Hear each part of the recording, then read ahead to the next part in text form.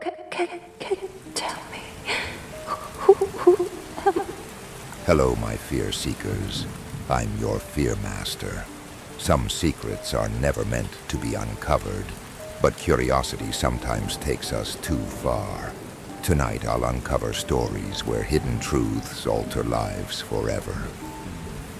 So before you turn off the lights and let the unknown wrap around you, take a moment to drop a comment and share where you're listening from.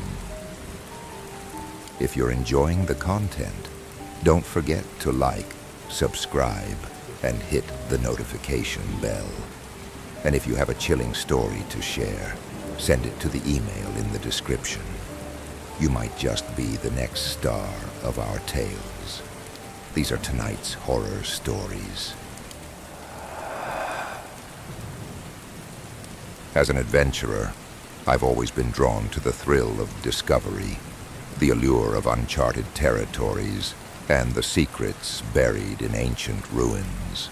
So when I heard about an old, forgotten temple hidden deep in the Appalachian Mountains, I knew I had to find it. The stories about the place were vague, whispers of a curse, tales of explorers who never returned. But I'd never been one to shy away from a challenge. I set out early in the morning, armed with a map that was more legend than fact, and a backpack filled with supplies. The hike through the dense forest was grueling, but after hours of trekking, I finally saw it. The temple, or what was left of it.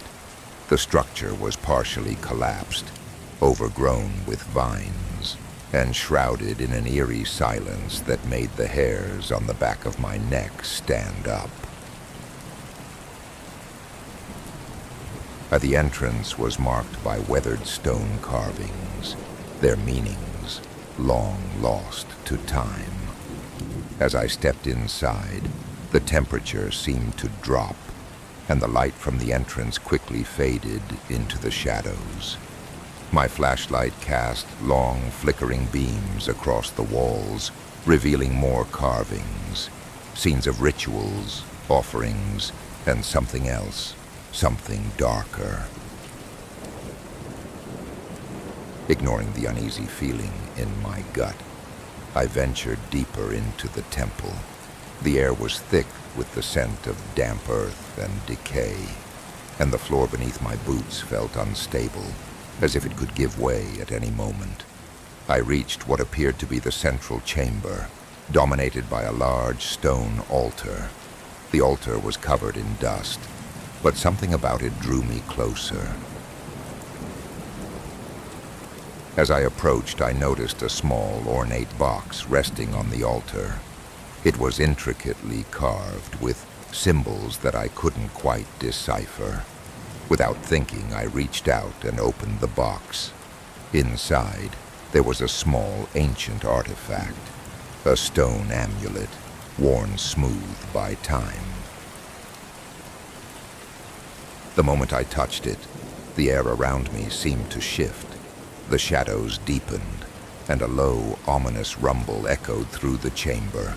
I felt a cold dread wash over me as the ground beneath my feet began to tremble.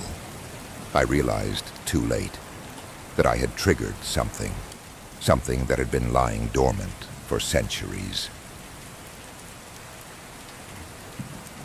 The walls of the temple seemed to come alive, the carvings glowing faintly as if in response to the amulet. I stumbled back, clutching the artifact, but the tremors grew stronger. The entrance, my only escape, began to close as the stone door slowly slid down from the ceiling. Panic surged through me as I sprinted toward the it, but I was too late. The door slammed shut with a deafening crash, plunging me into darkness. The only light came from the faint glow of the amulet in my hand, casting eerie shadows on the walls. And then I heard it, a low, guttural growl that sent a shiver down my spine. It was coming from the darkness, from the very walls of the temple itself. I spun around, trying to locate the source, but it was everywhere and nowhere at once.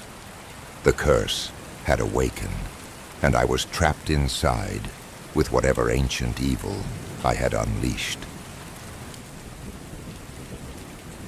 I ran blindly through the temple, the walls seeming to shift and close in around me.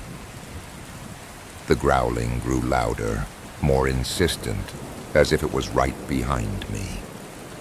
I could feel something cold and malevolent brushing against my skin, but there was nothing there, only shadows and fear. In my panic, I tripped and fell, dropping the amulet.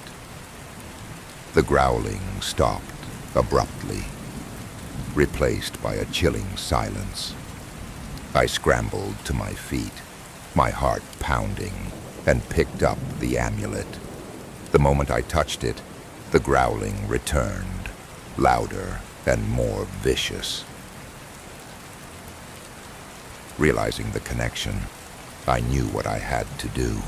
I ran back to the central chamber, the growling following me every step of the way.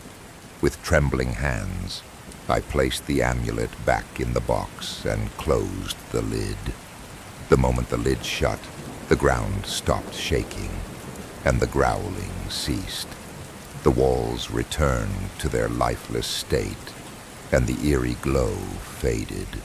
The stone door began to lift, slowly revealing the daylight outside. I didn't wait to see what would happen next. I ran out of the temple and didn't stop until I was far away from that cursed place. The thrill of discovery had turned into a fight for survival, and I knew I had barely escaped with my life. I've never spoken of what happened that day, but the memory of it haunts me still. The temple remains hidden in the mountains, its curse waiting for the next unsuspecting adventurer. I can only hope that no one else is foolish enough to find it. It all started when my friend Emily gave me a gift she found at a small antique shop in Salem, Massachusetts. It was an old ornate amulet with a delicate chain and a strange, dark gemstone set in the center. She thought it would suit my style, and I have to admit, it was beautiful in a mysterious, vintage way. I started wearing the amulet almost every day.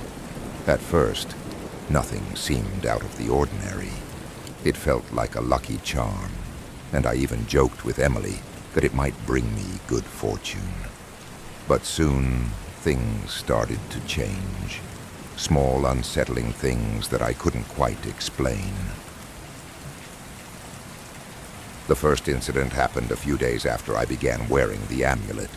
I was driving to work when out of nowhere, a car ran a red light and nearly hit me. I swerved just in time, but my heart was racing. I shrugged it off as a close call, but the accidents didn't stop there. Over the next few weeks, a series of misfortunes followed me wherever I went. I slipped on wet floors, tripped over nothing, and narrowly avoided getting hit by falling objects more times than I could count. It felt like I was cursed with the worst luck imaginable. But it wasn't just the accidents. There was also a sense of dread that seemed to cling to me. I started having nightmares, vivid and terrifying, that left me shaken every morning. It wasn't until I had a particularly bad fall, one that left me with a sprained ankle, that I started to suspect the amulet might have something to do with it. I couldn't ignore the pattern anymore. Every time I wore the amulet, something bad happened. I mentioned it to Emily, half joking, but the look on her face told me she wasn't laughing. She confessed that the shopkeeper had warned her about the amulet, saying it was old and might carry some bad energy, but she hadn't taken it seriously at the time. I decided to stop wearing it, hoping that would put an end to the strange occurrences. But even after I put the amulet away, the sense of unease didn't leave me. It was as if the amulet's curse had latched onto me, refusing to let go. The nightmares continued, and the accidents kept happening, though less frequently. I knew I had to do something.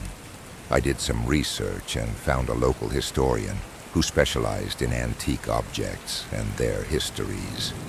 When I showed him the amulet, he immediately recognized it. He told me it was from the 18th century and had belonged to a woman accused of witchcraft during the Salem trials. The amulet was rumored to carry the curse of its original owner, bringing misfortune to anyone who possessed it. Terrified, I asked him what I should do. He suggested I return the amulet to the place where it was found, or bury it in a place where it would never be disturbed. I didn't waste any time. I drove back to Salem and returned the amulet to the antique shop, leaving it there without a second thought. Since then, the accidents have stopped and the nightmares have faded. But I'll never forget the time I spent under the curse of that amulet. It's a lesson I'll carry with me. Some things from the past are better left undisturbed.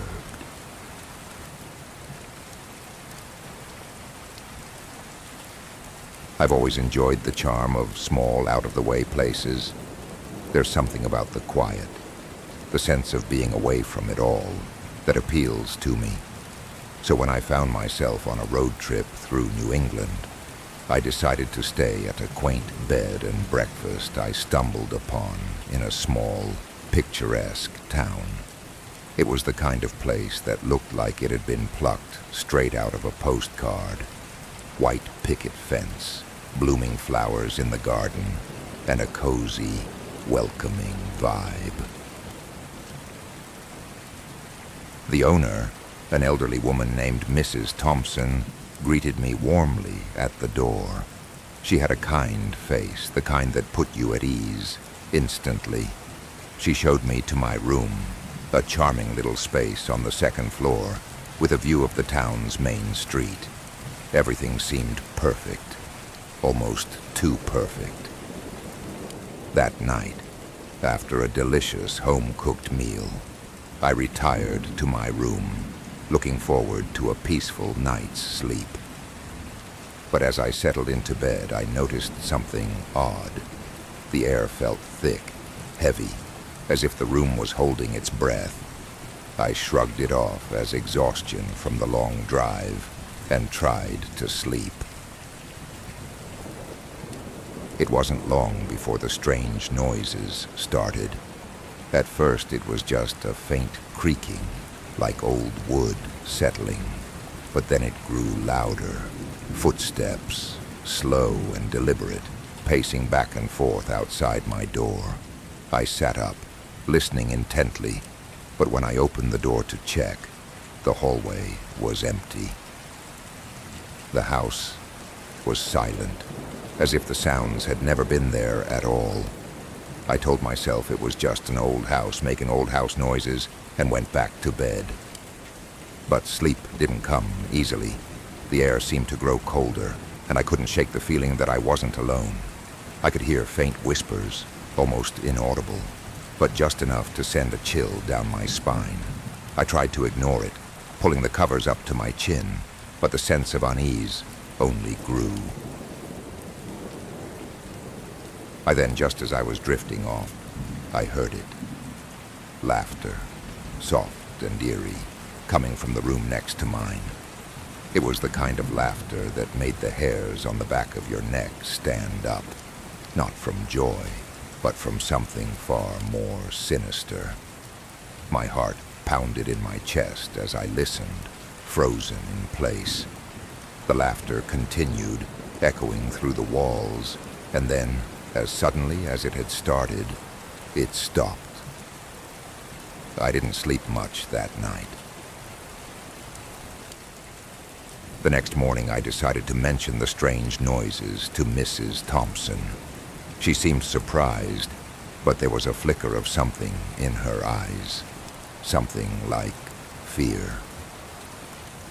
She brushed it off quickly, telling me that the house was old and prone to making strange noises, especially at night.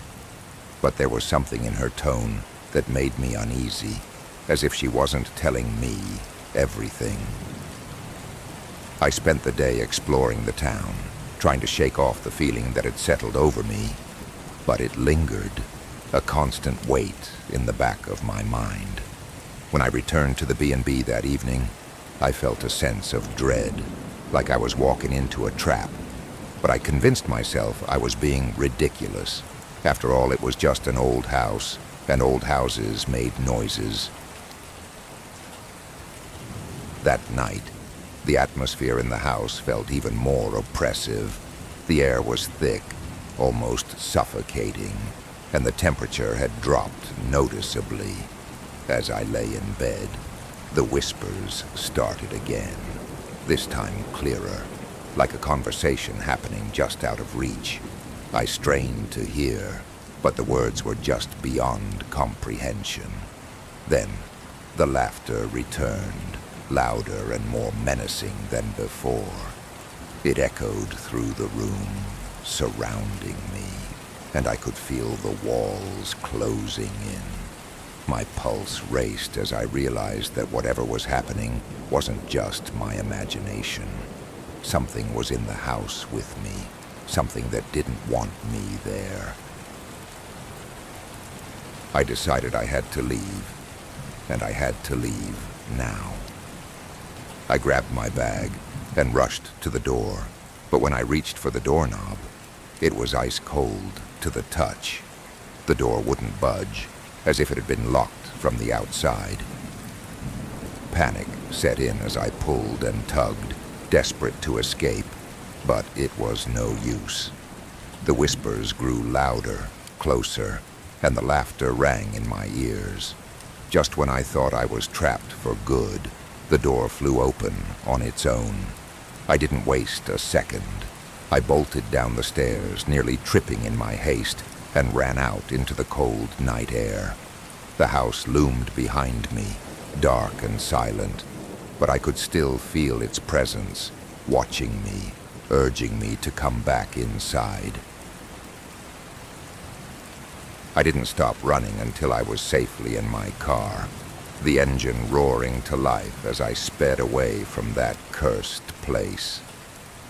As I drove away, I glanced in the rearview mirror and saw Mrs. Thompson standing in the doorway, her face pale and expressionless. She watched me go, and for a moment, I thought I saw something in the window behind her, something dark, something with eyes that glowed faintly in the night. I never looked back.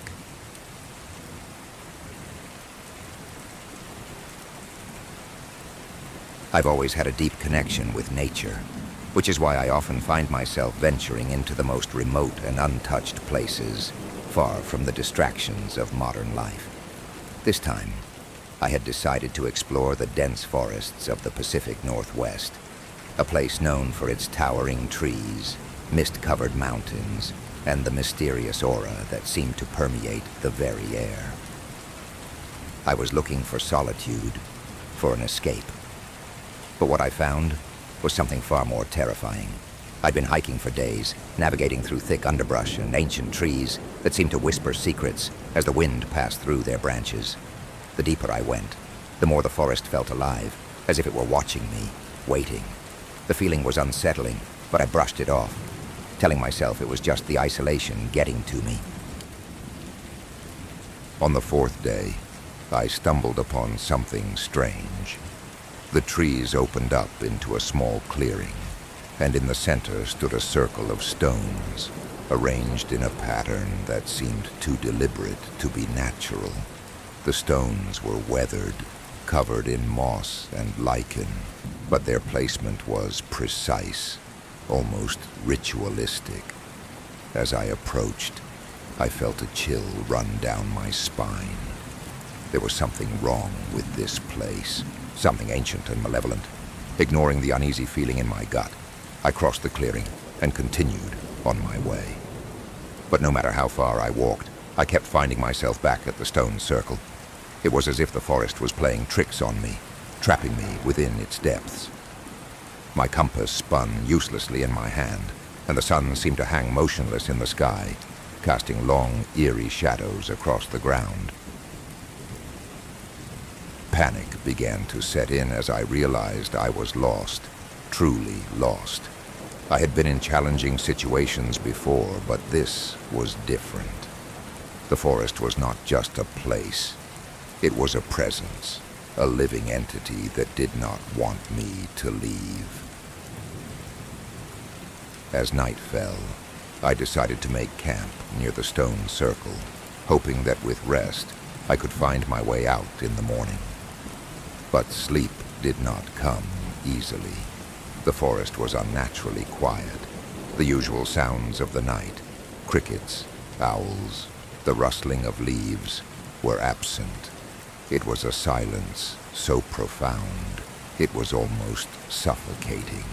Then just as I began to drift off, I heard it, a low, guttural chant echoing through the trees. My eyes snapped open, and I sat up, straining to hear. The chanting grew louder, closer, as if a group of people were approaching. But when I looked out into the darkness, there was no one there. My heart pounded in my chest as I realized the chanting was coming from the stone circle. The air grew colder, and a sense of dread washed over me. Something was out there, something ancient and evil, and it was coming for me. I grabbed my flashlight and shone it toward the circle, but the light seemed to be swallowed by the darkness. The chanting grew louder still, reverberating through the forest like a sinister heartbeat. I knew I had to get out of there, but the forest had other plans. The trees seemed to close in around me as I tried to escape, their branches clawing at my clothes, their roots tripping me with every step. The chanting was all around me now, a cacophony of voices that filled my head, drowning out my thoughts. I ran blindly through the forest, desperate to find a way out, but the darkness was impenetrable. Just when I thought I couldn't go any further, I broke through the tree line and stumbled into a small village. The buildings were old, their wooden walls weathered and decayed, as if they had been abandoned for centuries. But the lights in the windows told a different story. Someone or something still lived here. I hesitated, unsure if this place was any safer than the forest. But the chanting was still behind me, and I had no choice. I approached the nearest building and knocked on the door, my hand trembling. No one answered, but the door creaked open on its own, revealing a dark, empty room. Stepping inside, I was hit with a wave of cold air, and the chanting stopped abruptly. The silence that followed was deafening, and I could feel the presence of something watching me, waiting. I didn't dare move. My instincts screamed at me to leave, but my feet were frozen to the spot. Then from the shadows a figure emerged. It was a man, or at least it had been once. His face was gaunt, his eyes hollow, and his skin was stretched tight over his bones. He looked at me with a mixture of sorrow and malice, and I knew I was looking at the source of the evil that had been chasing me. "Leave this place," he whispered, his voice a raspy echo of the chanting that had haunted me. "Leave, and never return." I didn't need to be told twice. I bolted from the building and ran as fast as I could, not stopping until the forest was far behind me. The village, the stone circle, and the chanting all faded into the distance. But the memory of that night stayed with me.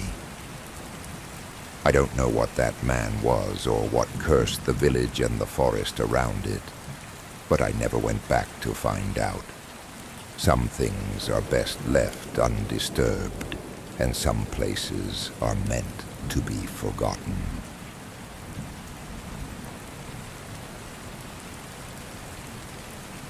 I've lived in my house in a quiet suburb of Milwaukee for about 5 years now. It's the kind of neighborhood where everyone knows each other, at least by sight. My next-door neighbor, Mr. Peterson, was one of those people you'd see every day, always out in his yard, waving hello as you passed by. He was an older man, probably in his late 60s, with a routine that was as predictable as the sunrise. Every morning, like clockwork, he'd water his lawn, check the mail, and then sit on his porch with a cup of coffee and the newspaper. I'd often see him as I left for work, and again when I got home in the evening. It was a comforting kind of regularity, something you could count on. But then, one day, he wasn't there. At first, I didn't think much of it. Maybe he had an appointment or was visiting family. But as the days passed and his house remained silent, I started to get concerned.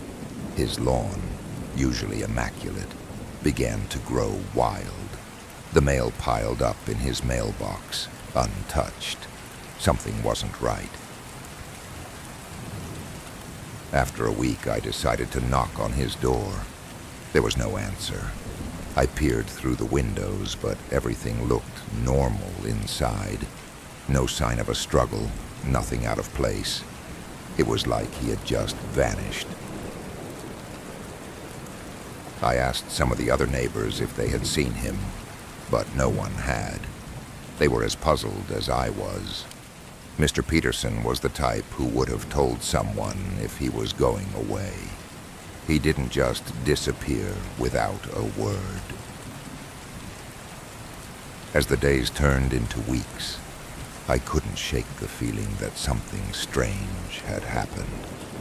One evening I was sitting on my porch, thinking about the last time I'd seen him, when something caught my eye.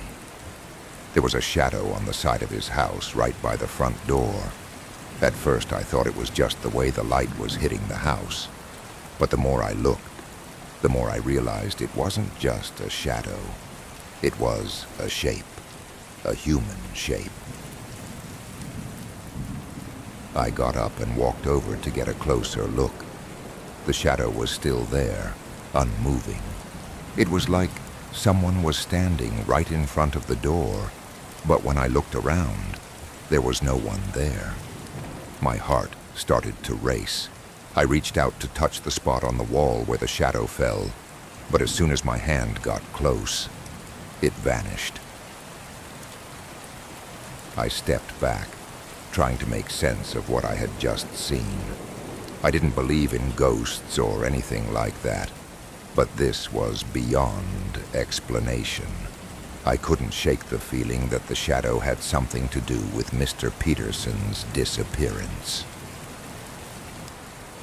I decided to report him missing to the local authorities, but when they investigated, they didn't find anything unusual. No signs of foul play, no indication of where he might have gone. It was like he had never existed. The shadow never reappeared, and eventually someone new moved into Mr. Peterson's house. Life in the neighborhood returned to normal, but I couldn't forget what I'd seen, or hadn't seen. It's as if a part of Mr. Peterson was still there, lingering in the shadows, a ghost of a man who had simply vanished.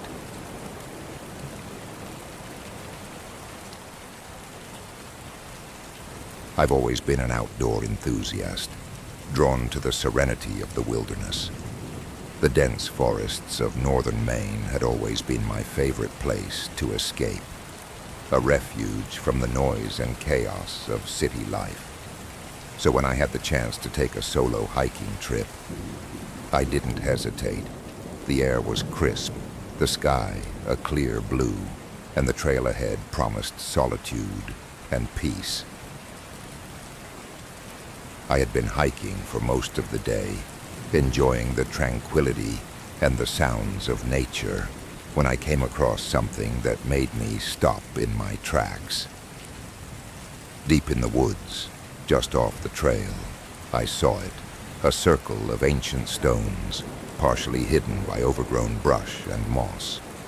The stones were tall, weathered, and arranged in a perfect circle, their surfaces etched with strange, faded symbols.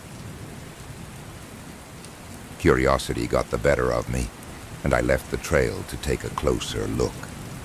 As I approached the circle, the forest around me seemed to grow quieter, the air thicker, as if the trees themselves were holding their breath. I couldn't shake the feeling that I was being watched, but there was no one else around. The stones were cold to the touch, even in the warmth of the afternoon sun. I traced my fingers over the carvings, trying to make sense of them, but they were unlike anything I had ever seen. They seemed to pulse with a faint energy, and as I stood in the center of the circle, I felt a strange pressure building in my chest. That's when I noticed the silence, the usual sounds of the forest, the rustling leaves, the distant calls of birds, had vanished, replaced by an eerie stillness. A chill ran down my spine, and I suddenly felt an overwhelming urge to leave. But as I turned to go, I realized something was very wrong. The forest seemed darker, the trees looming closer, their branches twisted into unnatural shapes. The air was heavy with the scent of damp earth and decay. My heart began to race as I tried to retrace my steps back to the trail, but no matter which direction I turned, I found myself back at the stone circle. Panic set in. It was as if the forest had closed in around me, trapping me within the circle's cursed boundaries. I could feel a presence watching me, something malevolent and ancient, lurking just beyond the edge of my vision. My breath came in short, desperate gasps as I realized I was not alone. Suddenly, the ground beneath me began to tremble, and a low, rumbling sound echoed through the woods. The stones around me seemed to pulse with energy, the symbols glowing faintly in the dim light. I felt a force pulling at me, drawing me toward the center of the circle, and it took every ounce of strength I had to resist. I stumbled back, tripping over roots and rocks, as the ground shook more violently. The air was filled with a strange humming, a sound that seemed to vibrate through my bones. I knew I had to get out, but every step felt like wading through thick mud, my legs heavy and unresponsive. With a final desperate effort, I threw myself out of the circle and back onto the trail. The moment I crossed the boundary, the shaking stopped, and the forest around me returned to its normal state. The sounds of birds and rustling leaves came rushing back, as if nothing had happened.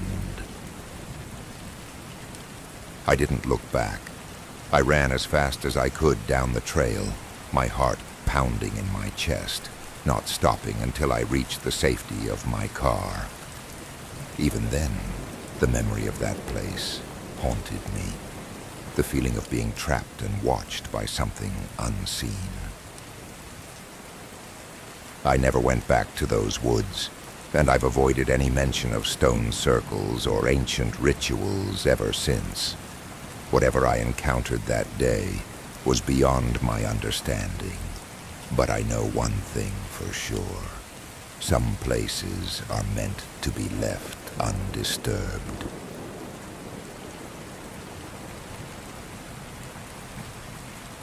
I've always been a bit of a wanderer, drawn to the road less traveled and the promise of adventure in the unknown.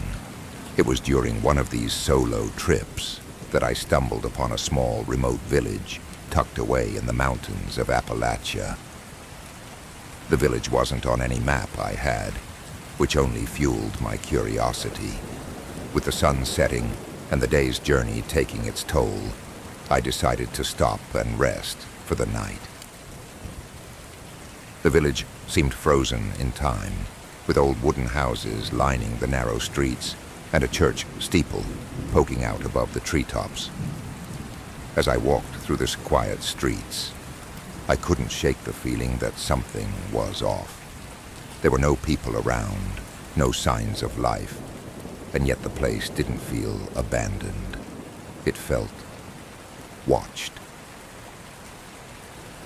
I found an inn at the center of the village, an old weathered building with a flickering sign. Inside, the air was heavy, almost stifling, and the woman at the front desk barely acknowledged me as she handed over a key. Her eyes were dark and her expression unreadable, but I was too tired to care. I took the key and headed up to my room. That night, I woke up to the sound of faint chanting. It was a low, rhythmic murmur that seemed to be coming from somewhere outside. Curious, I got up and looked out the window. Down in the village square, a group of figures were gathered around a large fire, their faces obscured by hoods. I watched in a mixture of fascination and dread as they moved in unison, their chanting growing louder and more intense. Something about the scene felt deeply wrong, like I was witnessing something ancient and forbidden. I knew I should have stayed away, but something compelled me to go down and see for myself. I crept out of the inn and made my way toward the square, staying in the shadows. As I got closer, the chanting grew louder, more guttural, and I could make out the words they were saying, though I didn't understand them. The figures moved with a purpose, their ritualistic movements precise and practiced. Suddenly, one of them turned and looked directly at me, and in that moment, I felt a wave of terror unlike anything I'd ever experienced. The figure raised an arm, pointing at me, and the chanting stopped abruptly. All eyes turned to me, and I knew I had made a grave mistake. I bolted, running as fast as I could back to the inn. Behind me, I could hear footsteps, heavy and fast, closing in. My heart pounded in my chest as I burst through the inn's doors and slammed them shut behind me. I didn't stop running until I was in my room, locking the door and pushing the dresser against it for good measure. The chanting resumed outside, louder this time, almost frenzied. I could hear them moving through the village, searching for me. I knew I had to get out, but the only way out was through the village and back onto the mountain road. Summoning every ounce of courage, I grabbed my bag and climbed out of the window. I stuck to the shadows as I made my way to the edge of the village, avoiding the torchlights of the searchers. Somehow I made it back to the road and didn't stop running until I reached my car. As I sped away, I looked back at the village one last time. The fire was still burning in the square, the figures still moving in their sinister dance. I don't know what they were doing, or what ancient evil they were trying to awaken, but I knew that I had barely escaped with my life.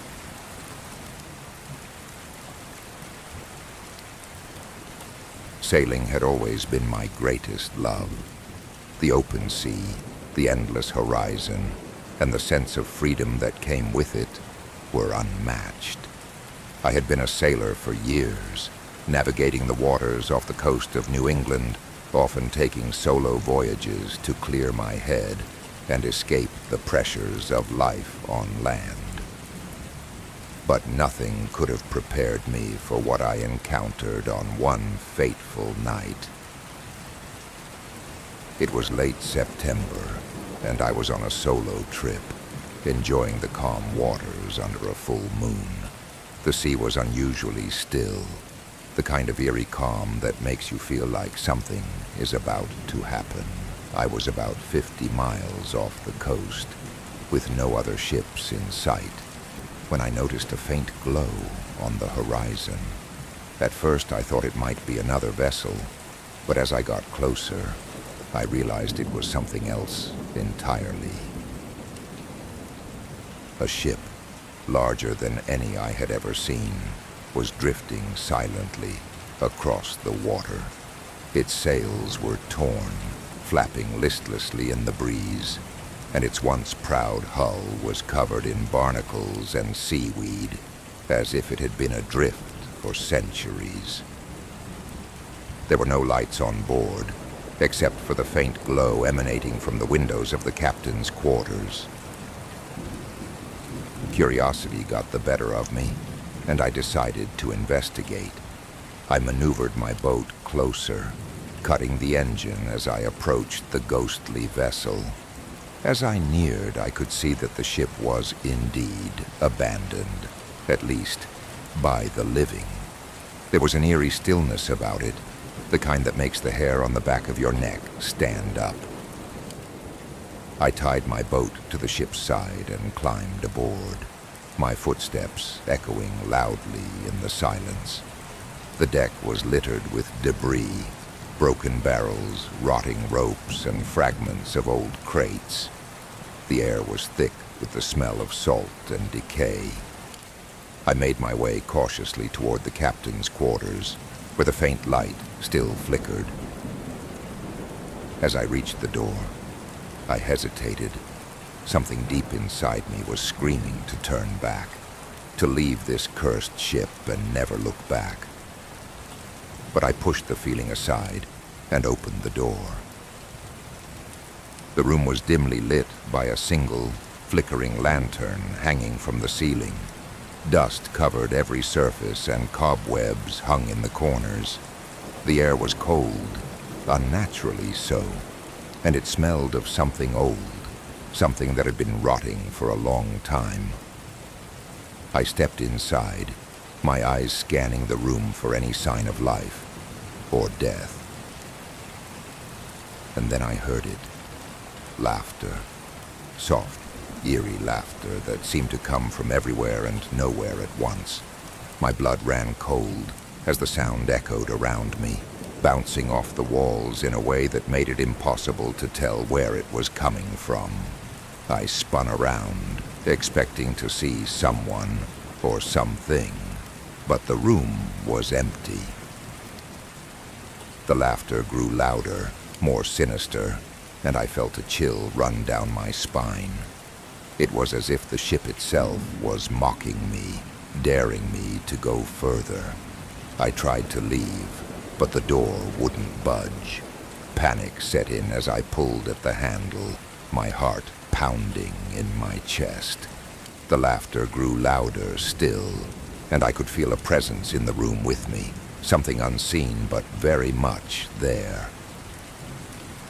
I backed away from the door, my breath coming in short, terrified gasps. The room seemed to close in around me, the walls pressing in as the laughter reached a fever pitch.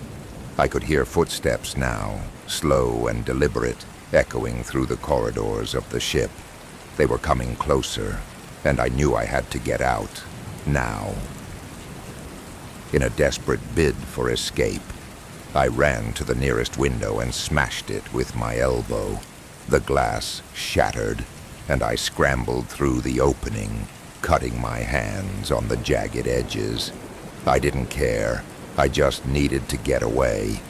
I jumped down onto the deck, nearly losing my balance as I hit the wet wood.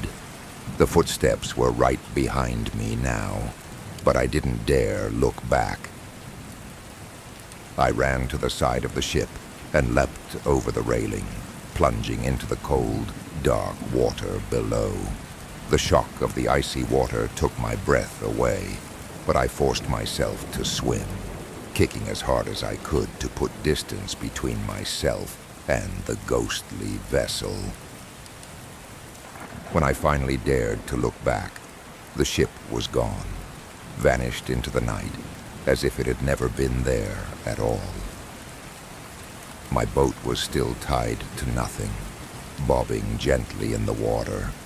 I pulled myself aboard, shivering from the cold and the terror that still gripped me. I never spoke of what I saw that night, but I've never forgotten it. The memory of that haunted ship, with its eerie laughter and unseen horrors, still haunts me to this day. I've since given up solo voyages, sticking to safer waters where the only things I have to worry about are the elements and the tides. But sometimes, when the night is dark and the sea is calm, I swear I can still hear that laughter echoing across the water.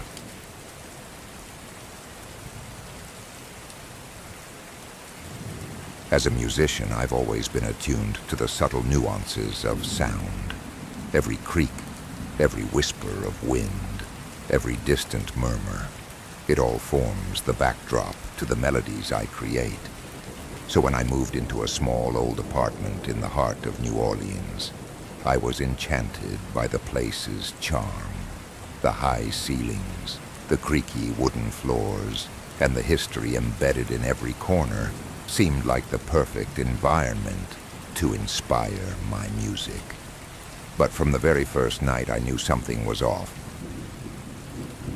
It started with the faintest sound, barely noticeable at first, a soft, eerie violin playing somewhere in the distance. At first, I thought it was coming from one of the neighboring apartments, but as the nights passed, I realized that wasn't the case. The sound was too clear, too distinct, and it always seemed to be coming from within my own walls. I'd be sitting in my living room working on a new composition when I'd hear it. A slow, mournful melody that seemed to seep through the walls. The sound would ebb and flow, sometimes barely audible, other times so loud it was impossible to ignore. It was beautiful, haunting, and utterly unnerving. I tried to brush it off as my imagination or perhaps an old neighbor with a penchant for late-night violin practice. But the more I heard it, the more convinced I became that something was wrong. The music wasn't just playing randomly, it was following me. No matter which room I was in, the violin seemed to drift closer, as if it was moving through the walls, searching for me. One night, the curiosity got the better of me. I decided to find the source of the music. I followed the sound, which led me to a wall in my bedroom, right behind my bed. The closer I got, the louder the music became, until it was almost deafening. I pressed my ear against the wall, and that's when I felt it. A draft of cold air, seeping through a barely visible crack in the plaster. My heart pounded as I realized what it meant. There was something behind the wall.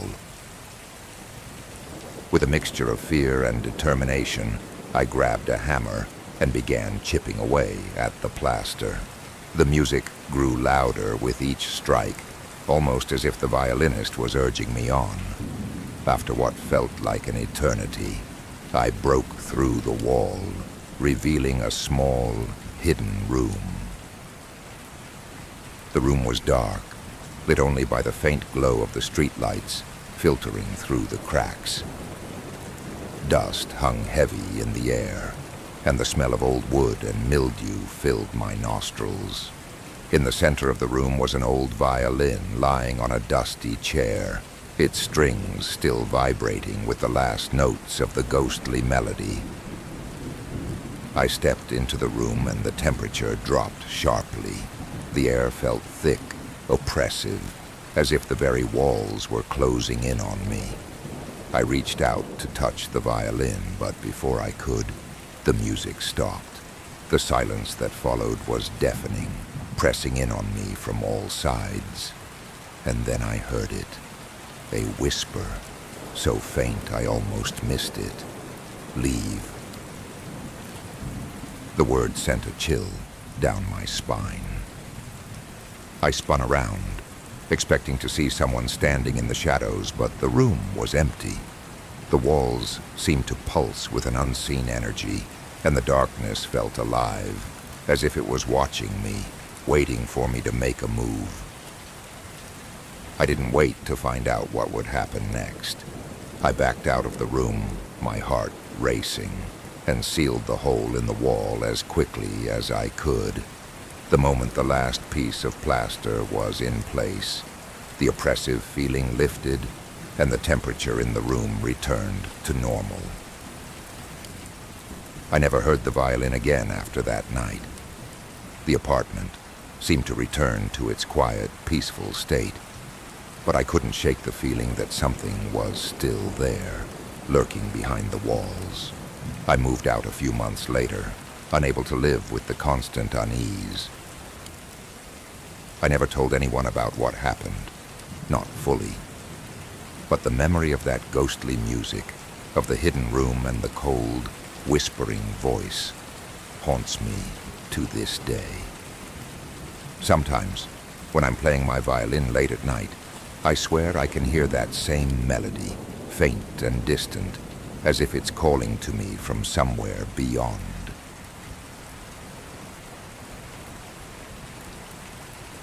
When my husband and I moved into our new home in New England, we were excited about the fresh start.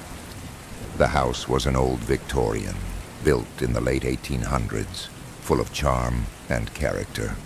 It was the kind of place that had seen a lot of life over the years, and we couldn't wait to make it our own. We moved in with our two young daughters, Claire and Emily, and quickly began settling into our new life. At first, everything was perfect. The neighborhood was quiet, the house was spacious, and the girls loved exploring all the nooks and crannies of the old home. But it wasn't long before we started noticing strange things. It began with little noises, soft footsteps echoing in the hallways, the sound of a door creaking open in the middle of the night, and giggles that didn't belong to our girls. At first, we dismissed them as just the normal sounds of an old house settling. But soon it became clear that there was something more. One evening, after the girls had gone to bed, I was in the living room when I heard the distinct sound of tiny footsteps running down the upstairs hallway. I assumed it was Claire or Emily out of bed, so I went up to check. But when I opened their bedroom door, both of them were sound asleep. The next day I mentioned it to my husband, Tom. He shrugged it off at first, but then he admitted that he had heard similar noises during the night. We decided it was just the house's old floorboards creaking, and tried not to think too much of it. But the sounds didn't stop. If anything, they became more frequent. We would hear the footsteps during the day, and once or twice I even caught a glimpse of what looked like a small shadow darting around the corner when I wasn't looking directly at it. Then one afternoon, Claire came running to me, her face pale. "Mommy, I was playing hide and seek, and I heard a little boy laughing, but I couldn't find him," she said, her voice trembling. That's when it really hit me.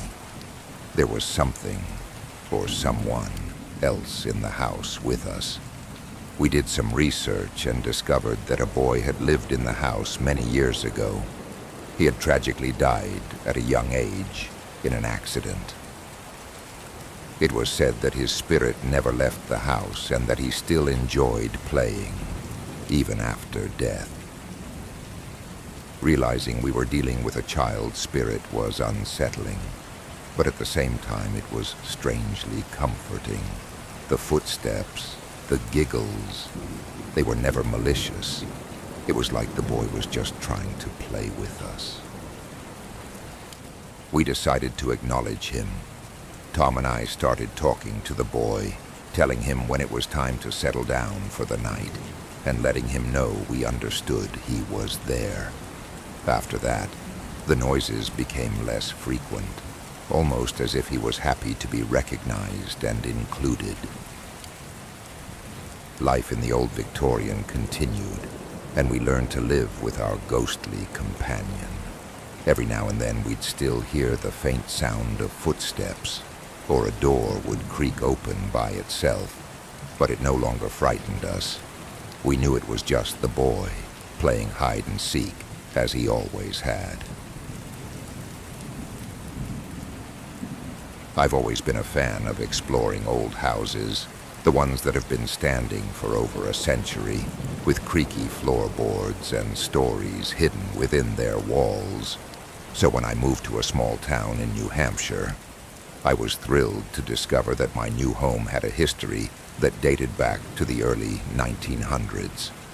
The house was charming in its own way, with its Victorian architecture and antique fixtures, but it also had an air of mystery that I couldn't quite put my finger on. One evening, after a long day of unpacking, I decided to explore the attic. It was a space I hadn't yet ventured into, and something about it called to me. The narrow staircase creaked under my weight as I climbed, and when I pushed open the heavy wooden door, the smell of dust and old wood filled the air. The attic was cluttered with old furniture covered in white sheets, boxes filled with forgotten trinkets, and in the corner, a grand piano. The piano was beautiful, despite the layer of dust that covered it. It was an unexpected find, and I couldn't resist the urge to sit down and press a few keys. The sound that echoed through the attic was haunting, the notes slightly out of tune, but there was something captivating about it. As I played a few random chords, I suddenly heard a faint melody. It wasn't coming from the piano. It was as if the music was floating through the air. I stopped playing and listened carefully. The melody grew louder, more distinct, and it seemed to be coming from somewhere within the attic. My heart began to race, but curiosity got the better of me, and I followed the sound. It led me to the far wall, where I noticed a small door that I hadn't seen before. It was hidden behind a stack of old boxes, almost as if someone had tried to conceal it. I hesitated for a moment, but then I reached out and opened the door. To my surprise, it revealed a small, hidden room. Inside the room, I saw a figure sitting at a piano identical to the one in the attic. The figure was shadowy, almost translucent, and as it played, the haunting melody filled the room. I was frozen in place, unable to move or speak. The music was beautiful, but there was something deeply unsettling about it. It felt like the melody was pulling at my soul, drawing me in. Suddenly, the figure stopped playing and turned to face me. Its eyes were empty, hollow, and I felt a chill run down my spine. I wanted to run, but my legs wouldn't move. The figure stared at me for what felt like an eternity, and then just as suddenly as it had appeared, it vanished. I stumbled back, slamming the door shut, and ran down the stairs, not stopping until I was outside, gasping for air. I never went back to the attic after that night, and I put the house up for sale the next day. Whatever was in that room, it wasn't something I wanted to confront again. So, who's going to check under the bed before sleeping? Just saying. Be sure to subscribe and hit the notification bell to stay up to date with our sleep-stealing stories. Remember, new videos every Wednesday, Friday, and Sunday at 8 p.m. EST. Got a story that keeps you awake? Send it in and let others suffer with you. This is your Fear Master, signing out.